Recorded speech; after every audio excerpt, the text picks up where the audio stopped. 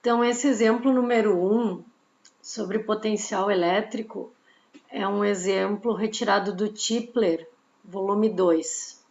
Ele diz o seguinte: duas cargas pontiformes de 5 nanocoulomb estão sobre o eixo X, uma na origem e outra em X igual a 8 centímetros. Determine o potencial no ponto P1 sobre o eixo X em X igual a 4 centímetros e letra B no ponto P2 sobre o eixo Y em Y igual a 6 centímetros. Então, essa questão me dá duas cargas e percebam que ela pede para calcular o potencial em pontos do espaço, né? O potencial é uma propriedade do campo elétrico. Então, eu preciso dizer em qual lugar do espaço, a que distância de uma das cargas, ou aí no caso, né, em qual posição em relação às cargas eu quero calcular o potencial.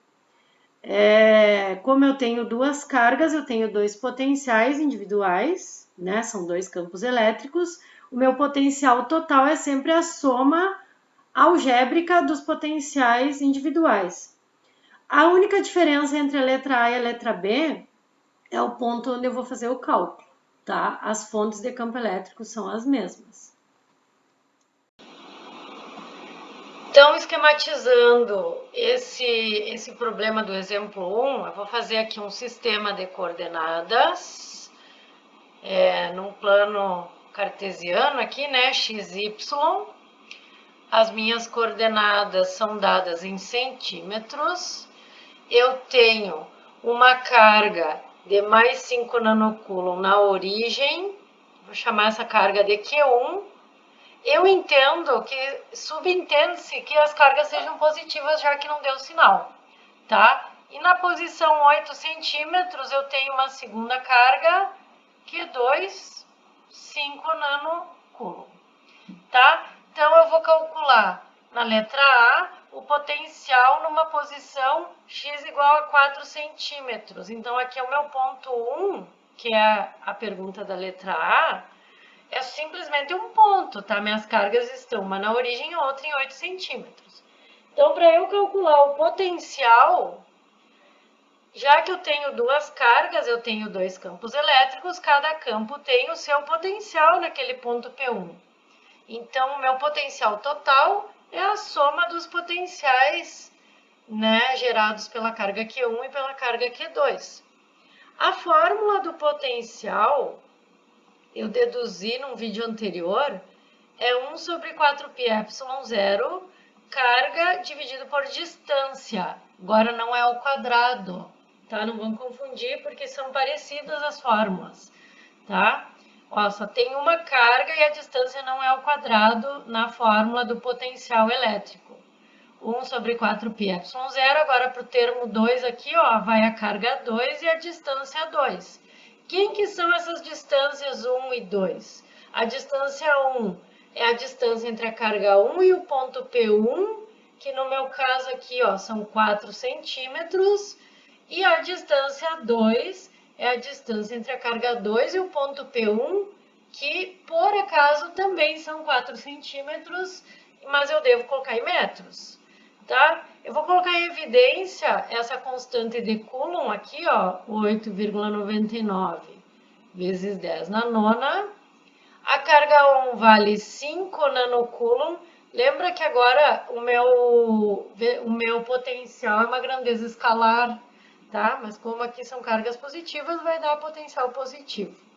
Então, a distância 1 aqui, ó, 4 centímetros, que eu vou colocar em metros. A carga 2 vale o mesmo valor, 5 nanocoulomb, e a distância, por acaso, também é 4 centímetros, tá? Então, aqui, resolvendo na calculadora, vocês vão encontrar algo em torno de 2.250 unidade de potencial volt, ó, V para potencial e V de volt. Então, essa era a resposta da letra A. Tá? Letra B, eu quero calcular o potencial numa posição 6 centímetros em Y, tá? Então, estaria aqui, ó, para cima, né, da minha carga Q1, o meu ponto P2 é simplesmente um ponto. As cargas permanecem na mesma posição original, tá? Então, para eu calcular o potencial no ponto P2, a lógica permanece a mesma. O potencial é a soma dos potenciais individuais, tá? O potencial total, então, sendo a soma, tem dois termos, né? Sendo que cada termo, a fórmula individual aqui dos potenciais é a mesma fórmula que eu usei na letra A. Qual que é a diferença agora? A distância entre a carga e o ponto, já que eu mudei o ponto de posição, não é mais a mesma. Tá? Já vamos analisar. Deixa eu só escrever aqui, ó. Vou colocar a constante de Coulomb em evidência, 8,99 vezes 10 na nona. A carga 1 vale 5 nanocoulomb. Agora vamos dar uma olhadinha na distância, ó. A distância entre a carga 1 e o ponto P2 vale 6 centímetros, que eu ainda vou colocar aqui em metros. Mais o segundo termo, a carga 2 vale 5 nanocoulomb, e a distância 2 entre a carga 2 e o ponto, ó, não tem nada de vetor aqui, ó, não tem nada de relações trigonométricas, de seno e cosseno, falando em projeção de vetores, mas é fato que essa distância aqui, ó, entre a carga 2 e o ponto P2 é uma hipotenusa de um triângulo retângulo aqui, ó. E eu não sei esse valor, eu vou ter que calcular. Então, quanto que é essa distância? Eu tenho um triângulo assim, ó. Né? Aqui vale 6 centímetros, aqui vale 8 centímetros e aqui a minha distância é R2. Eu sei que é R2 ao quadrado, o teorema de Pitágoras, né?